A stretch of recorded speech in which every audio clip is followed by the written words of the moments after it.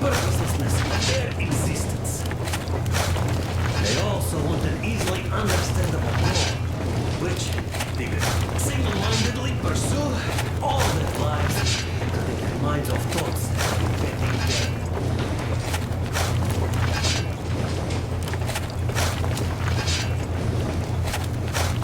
People are simple creatures.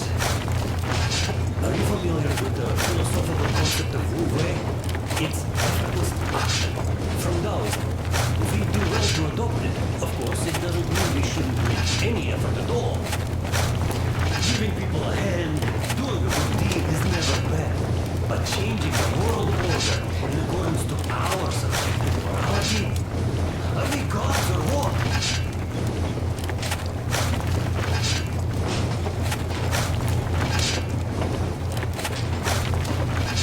See, we had this operative Hunter. Although Captain, even though he probably didn't know it himself, he did have one thing right. The job of Macrophage is to fight threats. But that's what we do back home. And when we fight, from the locals' point of view, we strangers are such a threat. And shouldn't be surprised when we catch the attention of their macrophages. I might be overthinking this, of course. Sometimes the simplest solution really is the best. Sometimes. So anyway, next time, of course, do your thing. But remember that I warned you.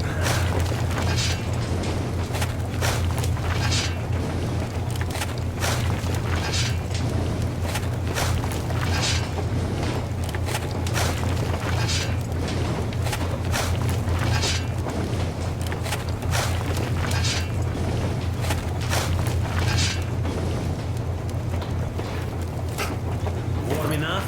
All right, let me take it from here.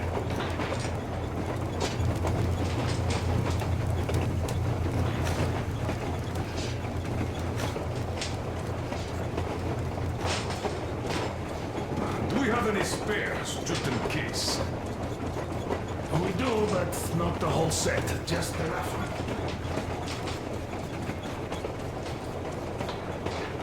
Here's the pocket.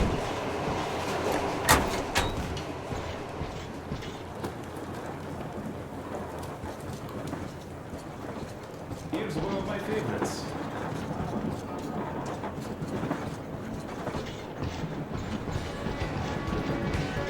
So, what was it? The Colonel is always right, and we're just filling our heads with dumb ideas.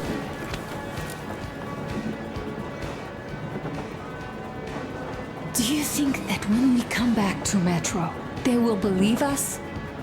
They, who live there, bury their folks there, feed their children with rat meat. I agree with Father when he says it was the only way to preserve civilization. But what do you think they will find easier to believe? That they'd be able to get out to the surface and live there like they once did? Or that they'd spend 20 years underground for nothing, just because secrecy demanded they stay there? Just because they didn't have the fucking security clearance? I simply don't know, Artyom. I only know that even if we ever go back there, and it's a big if, I'm definitely not staying. My home is here, somewhere, on the surface. I just don't know where yet. And thank you, Artyom. No matter what Dad says, thank you for leading us outside. I'm sorry. All right, I'll stop going on.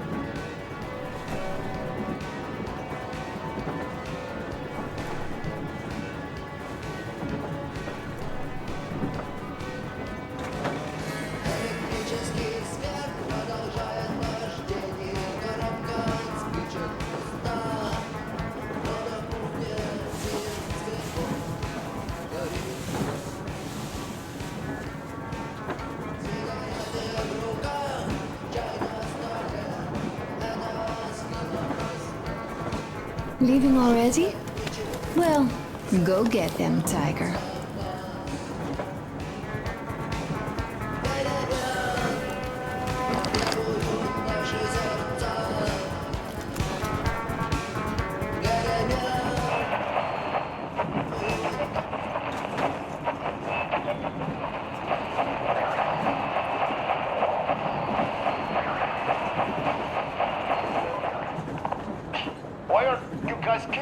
calls us so much? How long has it been since he even arrived in Irkutsk? Not even 2 years. You better reconsider your position on Meshtikov. Did you forget? Attention! This is the special restaurant.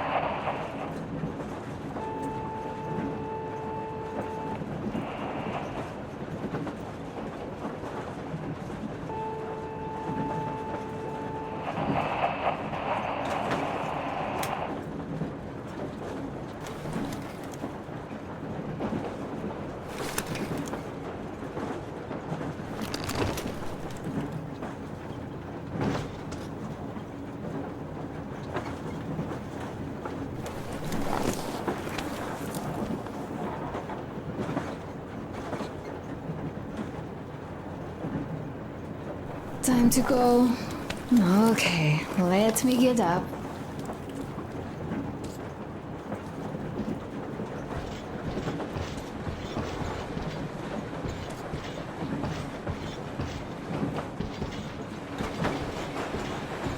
Oh, Artyomich, another smoke break.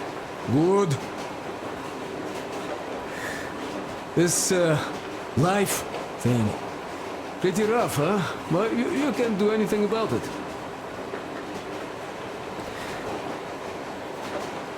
You people in Moscow, you used to live underground. I guess that's why you all look kinda pale. Quite different from my place. I hail from Kadui village. It's near Cherepovets. You heard of it? Yeah, well, no wonder. Our place was the middle of nowhere before the war. There was no point spitting at us, much less wasting bombs.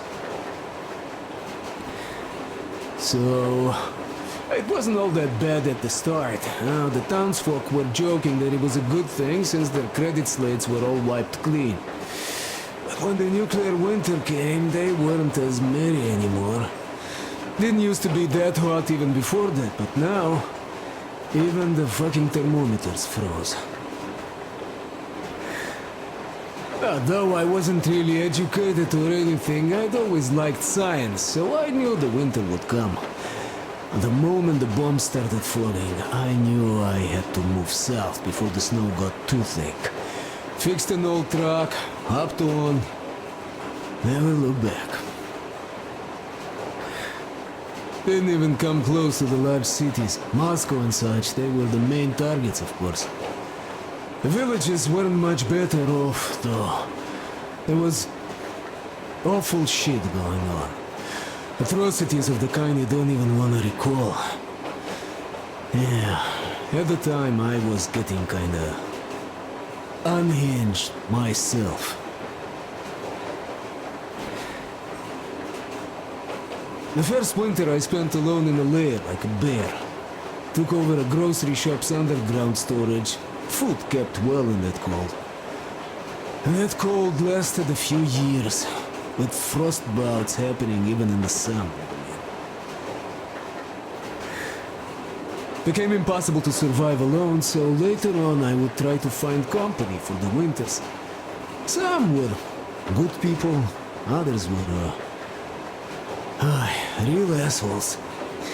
As the years went by, the good people became more of a rarity, you know. And some really nasty animals started appearing too.